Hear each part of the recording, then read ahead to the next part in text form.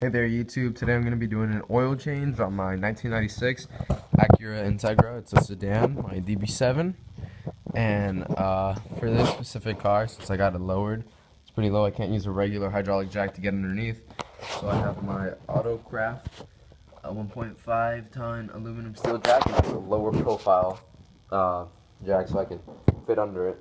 I'm just going to go ahead and jack it up on the front, and on both sides I'm going to put some jack stands pretty high so I can get enough clearance down there so I can get under. Alright guys, just let me jack it up real quick. Alright, now that you got your car up on jack stands, what you're going to want to do first, locate the drain plug for your oil in your engine. And it's almost always in the same place for most Hondas. Here's the oil pan on the bottom of the car. Here you can have reference to, here's the exhaust pipe. Right next to it, oil pan. And it's just this bolt right here. Very simple. You just unscrew that and let the oil fall out. Let me see. Let me show you guys where the oil filter is. It's kind of tucked up in there. It's more back. Like here's the drain plug. It's back there. It's the blue oil filter. It's right under the intake manifold. So you're just gonna unscrew that and put in the new one when it comes to that time. Alright, so I'm just going to go ahead and remove this one and show you guys the next step. Alright, now that you got your car up on jack stands, what you're going to want to do first, locate the drain plug for your oil in your engine. And it's almost always in the same place for most Hondas. Here's the oil pan on the bottom of the car. Here you can have reference to, here's the exhaust pipe. Right next to it, oil pan. And it's just this bolt right here. Very simple. You just unscrew that and let the oil fall out. Let me see. Let me show you guys where the oil filter is. It's kind of tucked up in there. It's more back. Like here's the drain plug. It's back there. It's the blue oil filter. It's right under the intake manifold. So you're just gonna unscrew that and put in the new one when it comes to that time. Alright, so I'm just going to go ahead and remove this one and show you guys the next step. We're going to be using today, I have a Bosch Distance Plus oil filter, personally what I like, or you could use Honda filters, which are also highly recommended. For the oil, I'm going with full synthetic advanced, full synthetic 5-weight 30, Mobile 1, and I'm also using Lucas engine oil stop leak since I have a small leak here in my cam seals, and I'm just gonna go ahead and replace the cam seals once I change my timing belt in a few thousand miles. So I'm just gonna avoid having that leak, see if this stop leak is gonna work.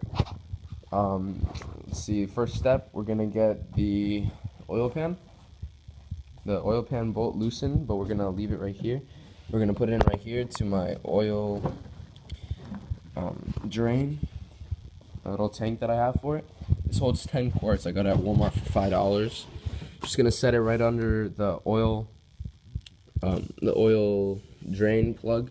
Sorry, the nut that you have to take off for the oil drain plug that I showed you guys before, and it's gonna have all the oil come out.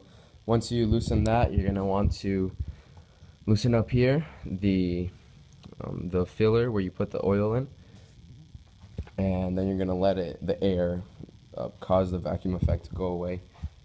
And we're just gonna do that right now, and I'll show you guys what to do once it starts leaking. So I got the bolt off, and I wanted to show you guys something. This car, I just bought it about 2 weeks ago, so I haven't been able to do any maintenance to it personally myself, besides changing the spark plugs and basic stuff like that. Look at the oil on this. Black. Now, in most cases, black oil does indicate that the oil is old or worn. Not always doesn't mean that, because there are some oils that come naturally crude and black, but 99% of the time it does mean that it's old and worn and dirty. So it's a really good thing that we were able to change the oil right now before we let it keep on turning into more gunk and gunk. So since it's the case right now like that, I'm just gonna leave it to drain extra time. Right now that it's draining from the bottom, relieve more pressure from the top. And then we can hear a little more right now coming out. No, it's just a light stream, but I got some on the side. No worries, I'll just wipe that off. But yeah, just gonna give it about 10-15 minutes to finish draining on there, and then I'll take off the oil filter for you guys. Here, let me show you guys the bolt that goes on the bottom of the oil pan that you have to take off. It doesn't look in bad shape or anything, and it's actually pretty good. It's not. It looks like it hasn't slipped or anything on previous oil changes. Now, I'm not going to do this for this specific change since the part hasn't came in, but usually I would order a magnetic oil drain plug for the oil, for the engine and the transmission. Right here it just has a little stick that comes out.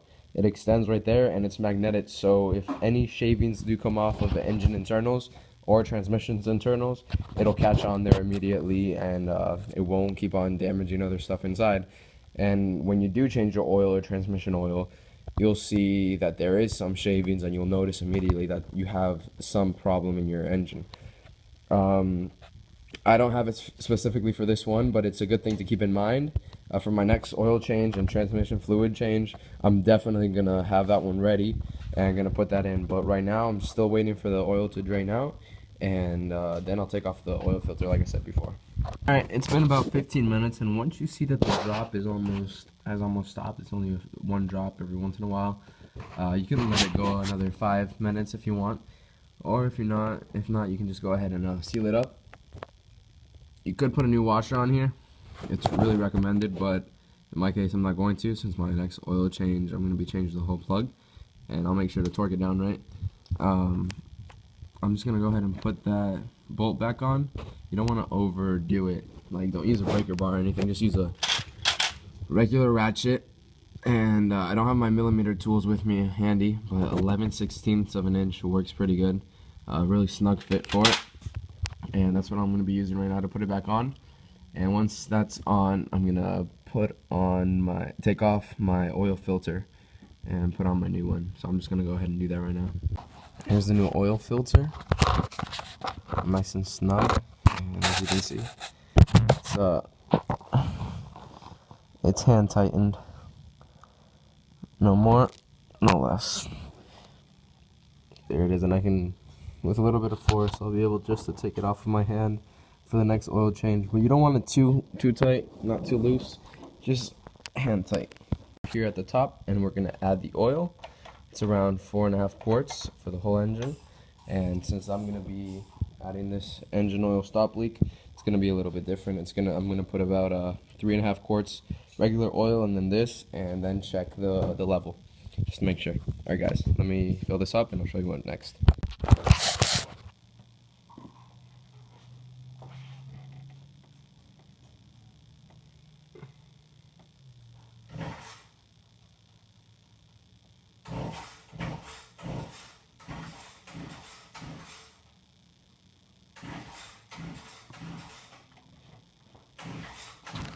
This car calls for 4.5 quarts of oil. I just put in 4 quarts, including the stop leak. Which was 1 quart engine stop leak. So 3 quarts regular oil and 1 quart of Lucas stop leak. 4 quarts. What I'm gonna do right now is lower the car, take them off the jack stands and the hydraulic jack, and I'm gonna let it sit for a little bit, measure the dipstick tube, and see where it's at. Most likely I'm gonna have to put that extra half a quart, which I almost always do, but you never know. Sometimes a little bit stays in the internals and you don't really need that extra half, but 99% of the time you do. So I'm just gonna lower it right now and check my dipstick. Alright, so now that you got your car level, you're gonna take out the dipstick tube. Let me set this down. You're gonna wipe it off with the rag.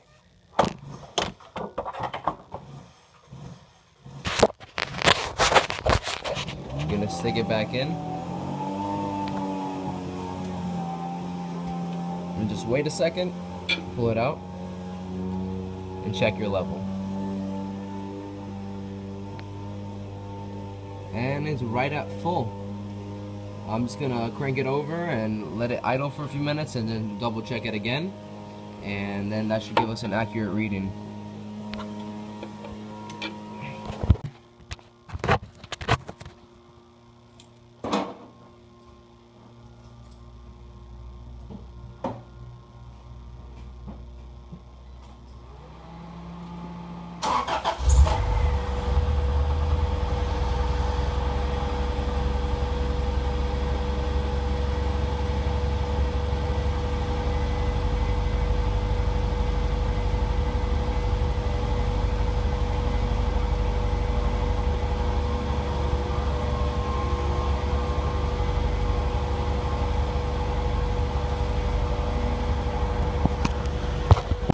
sounds smooth.